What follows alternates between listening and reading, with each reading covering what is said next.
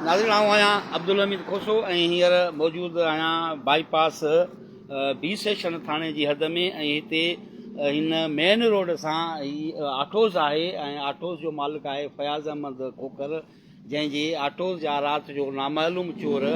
ताला टोड़े ऐं हुन जे आटोज़ मां तक़रीबन 70 खां 90,000 कैश रक़म ही जेके ही खाना आहिनि ही खाना टोड़े हिन मां 70 खां 90,000 कैश ऐं ॿियो दुकान में पियल मोबिल हुयो तक़रीबन उहो बि 70,000 जे लॻभॻि हुयो उहो चोराए विया आहिनि ऐं ही फयाज़ खोखर सुबुह सां हिते पहुतो ऐं हिन अहिड़ो इतला मेड़ जे 1 इंचार्ज इमदाद सिहोल खे ॾिनो इमदाद सिहोल बि हिते पहुतो ऐं हिन खां तफ़सील वठी वियो आहे वधीक हिते असां बि पहुता आहियूं असांजी मेहरान प्रेस क्लब जी टीम पहुती आहे ऐं हिते फयाज़ अहमद खोखर मौजूदु आहे असां हुन खां तफ़सील वठंदासीं हिन जी चोरी घणी थी आहे फयाज़ ही मेन रोड आहे ऐं मेन रोड ते तुंहिंजो दुकानु आहे ही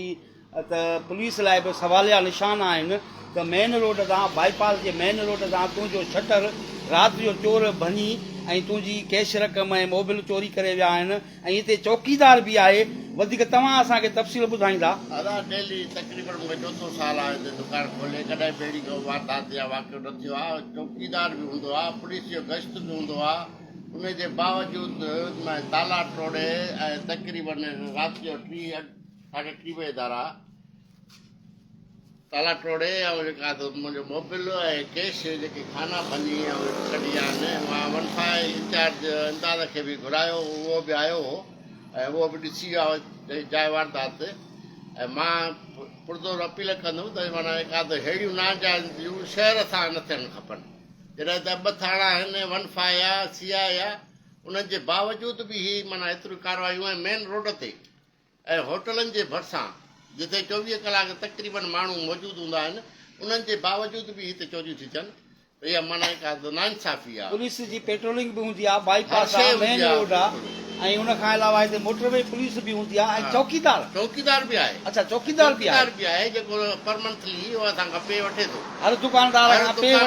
वठे थो अच्छा उन चौकीदार खां तव्हां पुछियो आहे चौकीदार ईंदो आहे शाम जो तव्हांखे चोरी जो इतला कहिड़े टाइम मिलियो मां सुबुह आयुमि ताला खोलियुमि त हिकिड़ो तालो मुंहिंजो माना गुम हो ॿियो तालो माना जेको मां ॾींदो ई न आहियां हिते उहो लॻल हो उहो बि भॻल तालो जेॾीमहिल खोलियुमि त अंदरि आयुमि त ताला माना का टुटल आहे ऐं खाना भॻल आहे नाज़रीन असां हिते मौजूदु हुयासीं बी सेक्शन थाणो आहे ऐं उन जी हद में ही बाईपास आहे ऐं मेन रोड आहे हिते सॼी राति माण्हुनि जी अच वञ आहे उन खां अलावा मोटरवे पुलिस आहे ऐं पुलिस जी हिते पेट्रोलिंग मोबाइलूं हलंदियूं रहंदियूं आहिनि पोइ बि हिन मेन रोड तां राति जो नामालूम चोर फयाज़ अहमद खोखर जे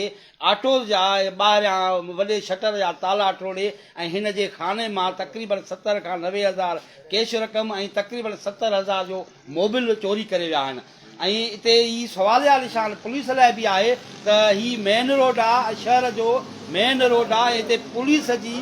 पेट्रोलिंग बि सॼी राति हूंदी आहे मोटरवे पुलिस बि हूंदी आहे ऐं हिते चौकीदार बि हूंदो आहे पोइ बि हिते सरेआम